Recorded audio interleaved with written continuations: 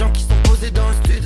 Et salut les cryptopotes, je vous retrouve aujourd'hui pour ce top 3 du mois de septembre. Pourquoi un top 3 alors que d'habitude je fais un top 5?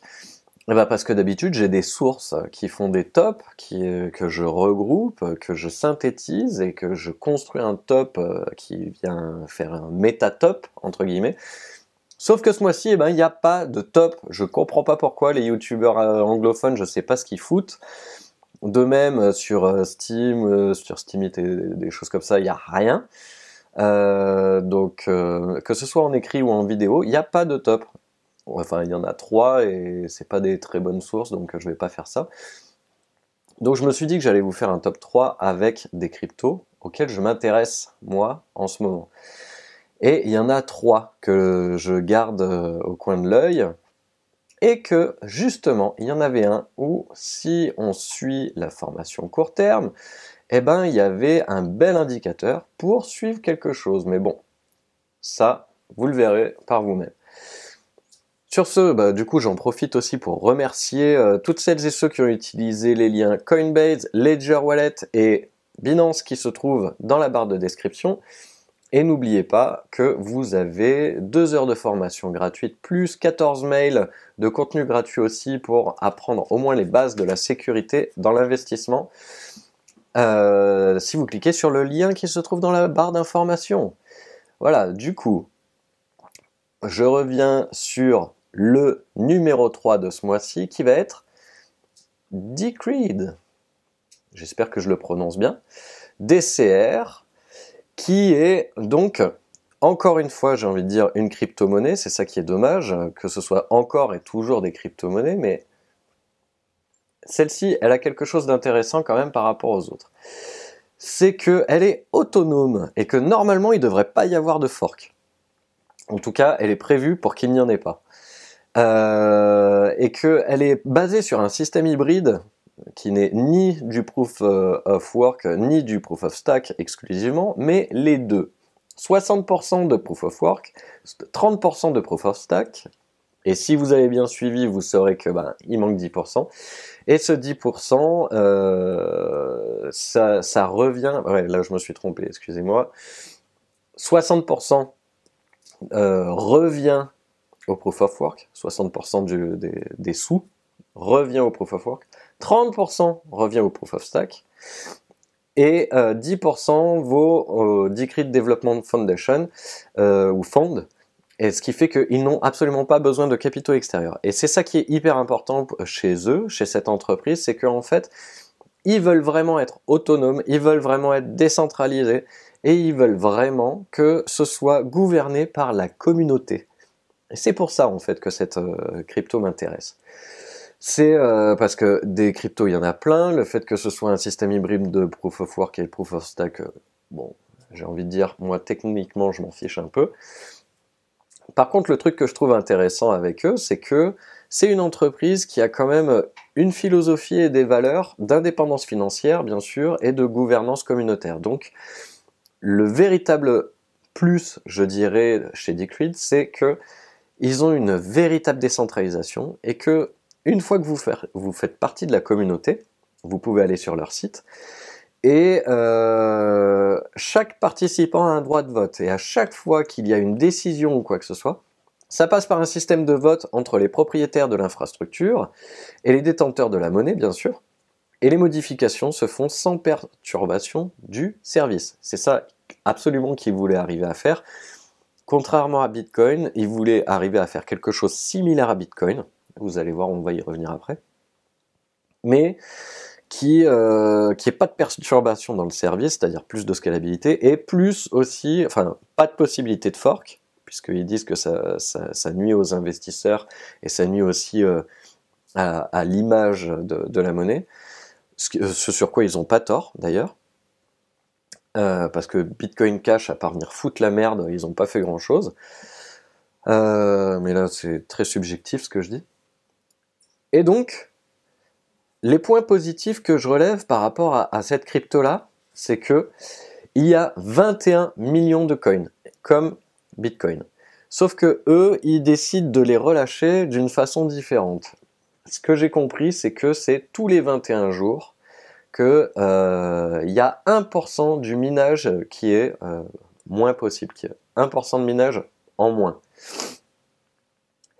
Le fait qu'on puisse voter très facilement quand on fait partie de la communauté et quand on est propriétaire et détenteur de la monnaie, et le fait qu'il n'y ait pas de fork.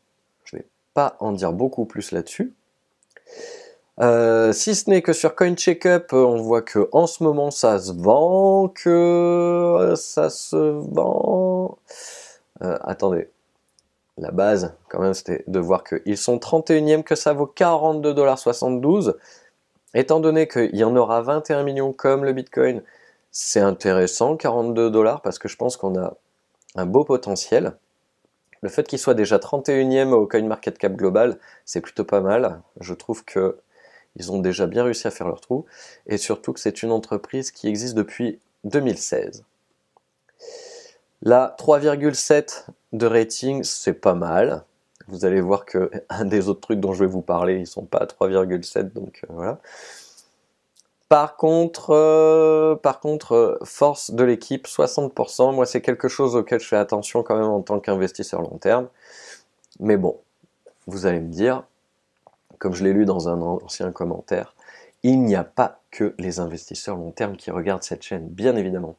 Comme je vous l'ai dit d'ailleurs, il y a une des cryptos dont je parle aujourd'hui où il y avait un beau potentiel à court terme. Sur ce, Benny, je te laisse la parole. Je te souhaite un bon mois de septembre. Salut. Qu'est-ce que tu peux nous dire pour Decreed ? Bonjour à toutes et à tous, et bonjour à toi crypto analyste, ravi de vous retrouver pour ce top de septembre 2018. Alors, voyons voir la configuration technique de Decreed contre le Tether. On va l'analyser contre le Tether car on peut l'acheter en USDT sur Bittrex.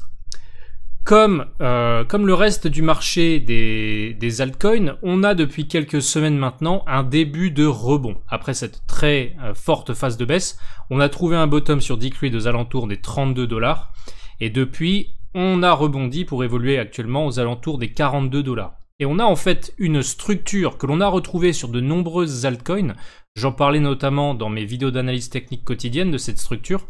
C'est une structure de correction horizontale.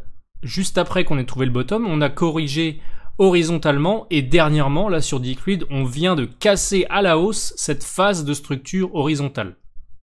Cela nous a fait aussi en même temps repasser au-dessus de la EMA 20, la moyenne mobile exponentielle à 20 jours. Et actuellement, ce qu'on a, c'est un pullback, un retour du prix sur le haut de la phase de correction horizontale. On a eu cette structure sur de nombreuses altcoins, comme je vous le mentionnais à l'instant. Et alors, en termes de probabilité, quand on a une telle structure, le scénario à privilégier, c'est un rebond du prix suite à ce pullback sur le haut de la phase de correction horizontale. Donc on peut acheter Decreed sur les niveaux actuels, aux alentours des 42,20 $, avec comme objectif haussier, et là où notamment on pourrait trouver des vendeurs faisant barrage, c'est sur cette résistance ici, aux alentours des 56 $. Néanmoins, faites attention car comme vous le savez, sur le marché des cryptoactifs, il y a énormément de corrélations positives par rapport au Bitcoin. C'est-à-dire que si Bitcoin commence à faire des siennes et qu'il repart à la baisse, vous pouvez être quasiment certain que toutes les altcoins, y compris Decreed, repartiront à la baisse elles aussi. C'est pour ça, si vous achetez sur les niveaux actuels, purement d'un aspect technique, c'est un bon point d'entrée, le retour du prix sur le haut de la phase de correction horizontale. Protégez-vous bien entendu d'un stop loss. Un niveau de stop loss intéressant, ce serait de placer sous les précédents points bas, notamment ici, là où je place ma ligne en pointillé, hop, comme ceci, orange. Voilà, donc ça vous ferait acheter aux alentours des 42,20 $ avec un stop loss 3 $ en dessous pour aller chercher éventuellement les 55 $, ce qui offre un ratio gain-risque très intéressant pour se positionner sur Decreed. Alors, qu'est-ce que tu nous réserves ce mois-ci en numéro 2 ? Excuse-moi, j'en profitais pour boire mon café. Donc, numéro 2, c'est Bankera. Bankera, c'est encore, c'est quelqu'un qui a voulu que je m'y intéresse, qui m'en a parlé et tout. Et d'habitude, je me dis, ouais, encore de la pub de merde ou quoi que ce soit, et du coup, ça me gonfle. Mais là, je sais pas, je suis quand même allé voir et j'ai plutôt bien fait. J'ai plutôt bien fait parce que Banquera, je vais juste faire ça, 35-41. Banquera, moi, ce que j'aime bien dans ce truc-là, c'est que c'est enfin, je dis enfin parce que les autres qui essayent de le faire, il me semble pas qu'ils le fassent aussi bien. C'est une véritable banque numérique régulée de l'ère de la blockchain. Ils se définissent exactement comme ça. Les autres, ils font soit une monnaie, soit du service bancaire, soit ils font quelque chose qui ressemble à de la banque, mais ce n'en est pas vraiment. Banquera, BNK, eux, ils se définissent exactement comme ça, comme la banque numérique régulée de l'ère de la blockchain. Et vous allez voir en quoi est-ce que c'est vraiment et véritablement une banque avec des services bancaires, avec tout ce qu'il faut. Alors, je reprends exactement leurs termes. Ils sont fondés sur 3 éléments.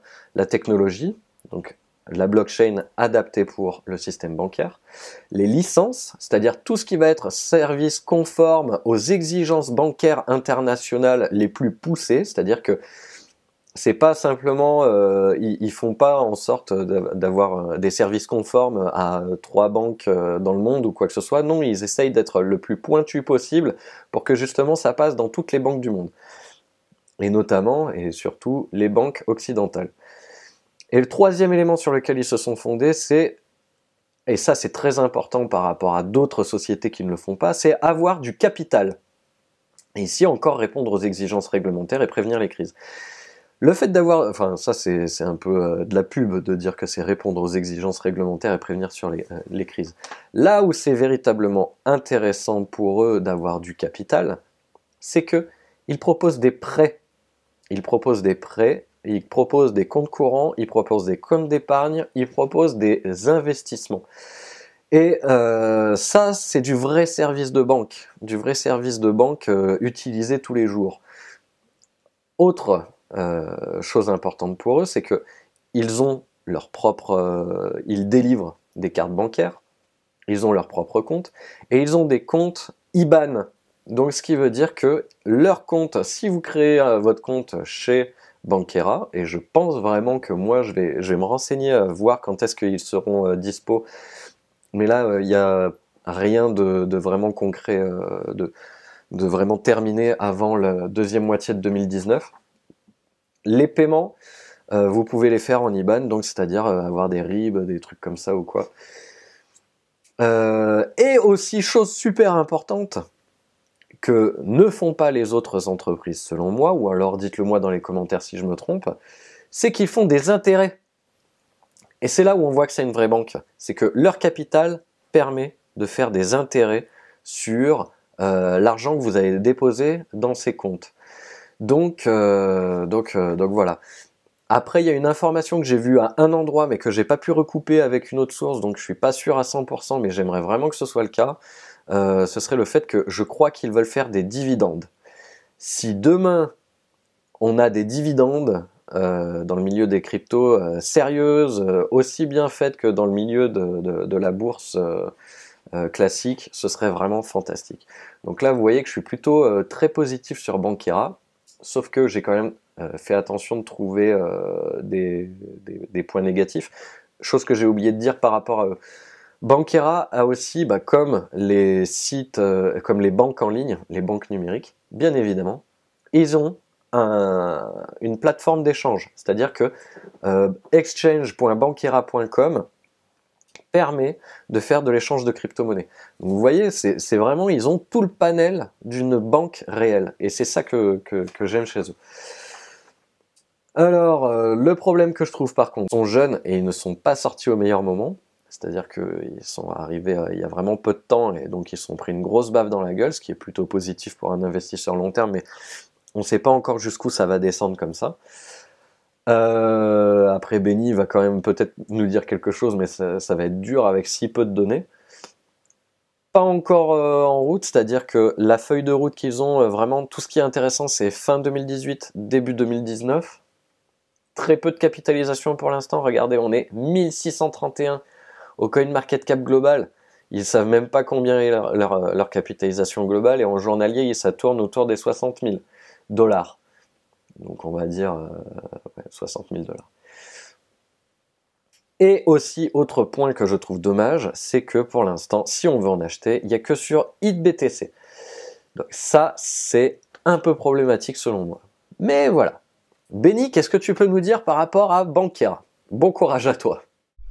Alors, pour avoir un graphique de Bankera contre le dollar ou contre le Bitcoin, il va falloir vous diriger vers le site internet coinsignals.trade, car vous ne la trouverez pas sur TradingView. Donc voilà, pour avoir ce graphique, je répète, coinsignals.trade, qui est un site d'ailleurs très intéressant où vous trouverez de nombreux graphiques qui ne sont pas disponibles sur TradingView. Bref, on va l'analyser ici contre le dollar. Comme tout le reste du marché, c'est une crypto-monnaie qui a bien entendu elle aussi, qui s'est écroulée elle aussi durant les mois précédents. Néanmoins, c'est le cas pour Bankera aussi, on a un début de rebond depuis quelques semaines, comme on vient de le voir à l'instant sur Decred.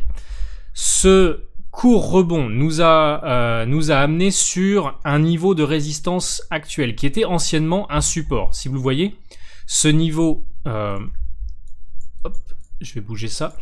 Ce niveau qui était support à de nombreuses reprises, donc durant la première phase de baisse, on avait trouvé un rebond ici aux alentours des 0,0038. Donc on a eu un premier rebond ici, un deuxième ici, un troisième ici, un quatrième beaucoup plus léger ici même, et ensuite on a cassé le support à la baisse. Et depuis qu'on a cassé ce support, il prend un rôle de résistance, ou tout du moins, tant qu'on évolue en dessous, c'est une zone de prix qui a toutes ses chances d'être défendue par les vendeurs. C'était une zone qui par le passé a été défendue par les acheteurs, donc lorsqu'un tel niveau est cassé, à la baisse ou à la hausse, il y a ce qu'on appelle un inversement des rôles, et c'est donc un niveau qui cette fois-ci doit être défendu par le camp qui a la main. Actuellement, dans une vue moyen terme telle qu'on l'a ici, ce sont les vendeurs qui ont la main tant qu'on est en dessous de cette zone de prix. Donc c'est pas forcément judicieux d'acheter exactement sur la résistance, il faut attendre d'avoir la réaction du prix sur ce niveau pour prendre une décision. Soit le prix repart à la baisse car ce niveau est défendu par les vendeurs. Si l'on veut se positionner à l'achat, il faut attendre d'abord une cassure du niveau à la hausse et ensuite un pullback, c'est-à-dire un retour du prix ou alors un retest de ce niveau. Le fait de repasser au-dessus de ce niveau, qu'est-ce que ça voudrait dire en termes de flux d'ordre? Ça voudrait dire que les vendeurs n'ont pas été capables de défendre ce niveau, les acheteurs ont donc repris la main et repris le dessus, et nous font donc repasser au-dessus de ce niveau. Et donc si les acheteurs reprennent la main, ils vont essayer d'aller chercher notamment les précédents points hauts, notamment ici. C'est pour ça que si on veut se placer acheteur, il faut d'abord attendre une cassure du niveau, puis un retour du prix sur le niveau, afin d'avoir un prix d'entrée qui soit optimisé. Et là aussi, bien entendu, on protège notre position avec un stop loss en dessous le niveau, au cas où les vendeurs reprennent la main. Voilà. Qu'est-ce que tu nous réserves ce mois-ci en numéro 1?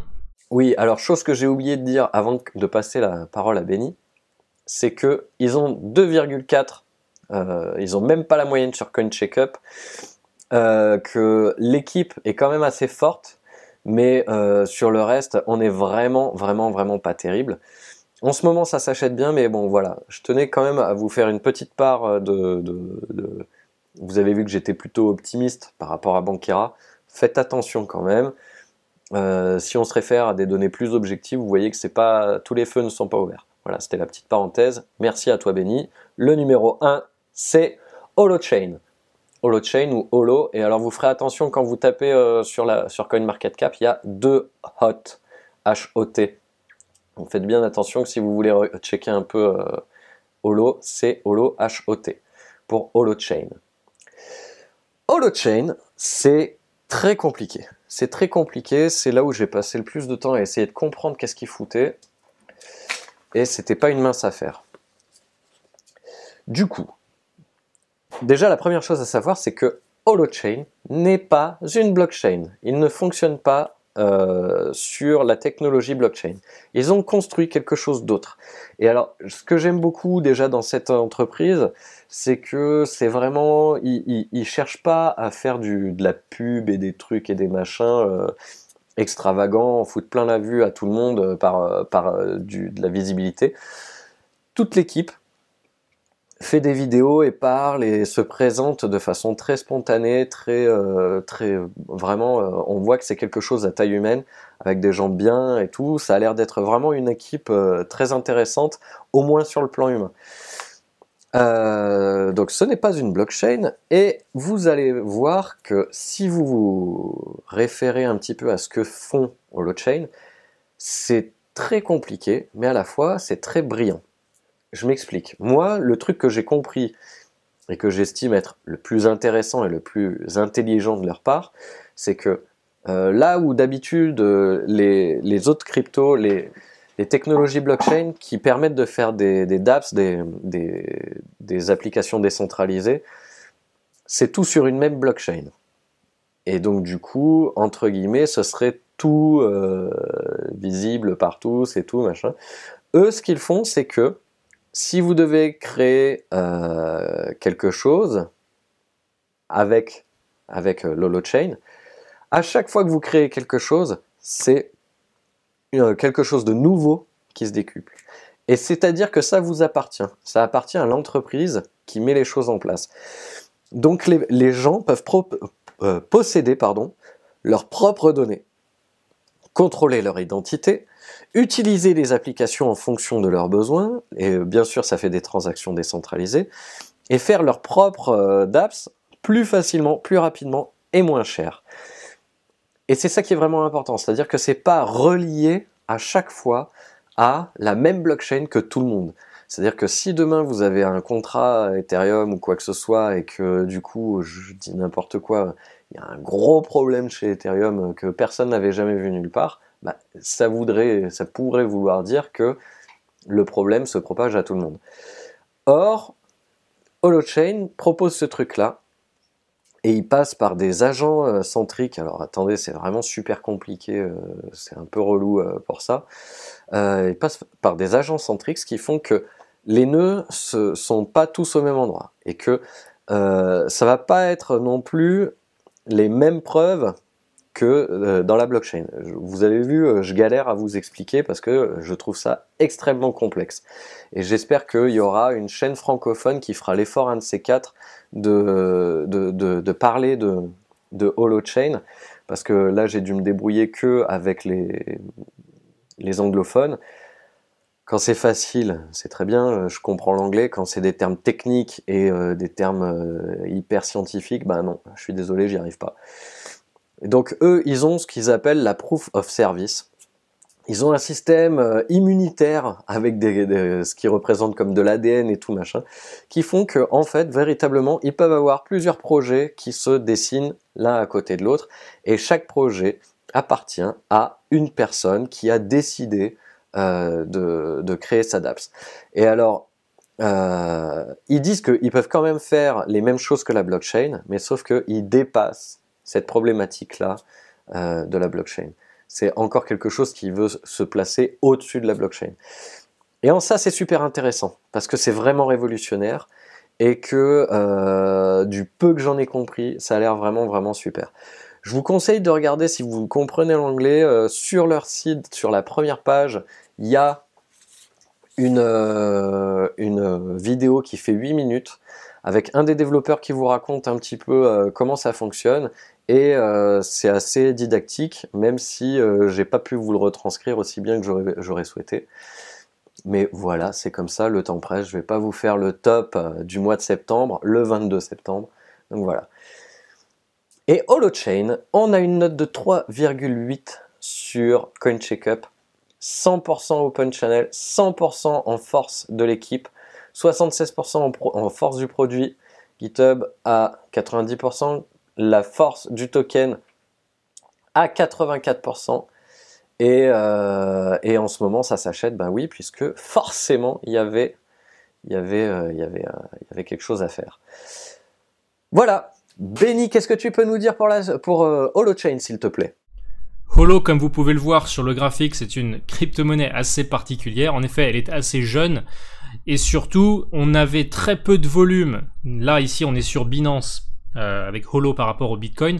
On avait très peu de volume jusqu'à ces 2 derniers jours. En effet, depuis hier, le 3 septembre, là, on a eu une explosion à la hausse de Holo et on a eu voilà, une hausse de l'ordre de 90%. Et auparavant, c'était voilà, c'était plat, on évoluait relativement horizontalement, sachant qu'entre les points hauts et les points bas, vous aviez quand même 40% d'écart. Mais d'un point de vue technique, voilà, c'était une zone de correction horizontale. Désormais, on vient d'avoir ce pump à la hausse de quasiment 100%. On corrige un petit peu maintenant dans les heures qui suivent. C'est pas le moment forcément d'acheter. C'est vraiment une situation particulière. C'est pas forcément le moment optimal pour acheter juste après une phase de pump comme ceci. Idéalement, ce qu'on veut faire sur Holo, c'est acheter suite à un retour du prix sur le haut de cette phase de correction horizontale. Alors, elle peut être marquée comme ceci ou bien comme ceci. Et alors, si on l'a cassé par le haut ici, le pullback, en fait, on l'a déjà eu. Donc ça, on peut pas savoir exactement comment le marché, lui, interpréterait cette phase de correction horizontale. Pour ma part, je trouve que un retour du prix sur les 13 Satoshi, ça en ferait un bon point d'entrée. Là, ça va vraiment dépendre de votre niveau d'agressivité en tant que trader ou en tant qu'investisseur. Si vous êtes agressif, vous allez vouloir que votre trade passe le plus rapidement possible. Ça vous ferait donc acheter si jamais le prix revient sur les 16 Satoshi. Néanmoins, ça vous fait prendre plus de risques car vous devez mettre votre stop loss plus loin si jamais la baisse reprend sur Holo.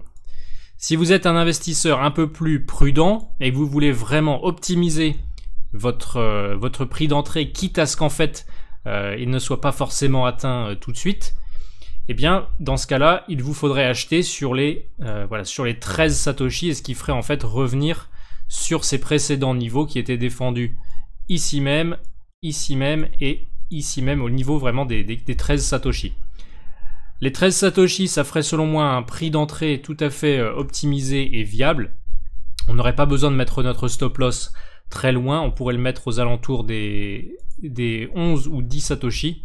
Donc ça ferait risquer cette distance-là pour éventuellement aller chercher les points hauts, ce qui offrirait un ratio gain-risque très intéressant. Donc là, je le répète, ça dépend vraiment de votre profil en tant que trader ou en tant qu'investisseur, et aussi de votre niveau de prudence. Mais vous avez 2 points d'entrée potentiels, soit les 13 Satoshi si vous êtes prudent, soit les 16 à 17 Satoshi si vous voulez la jouer un peu plus agressif.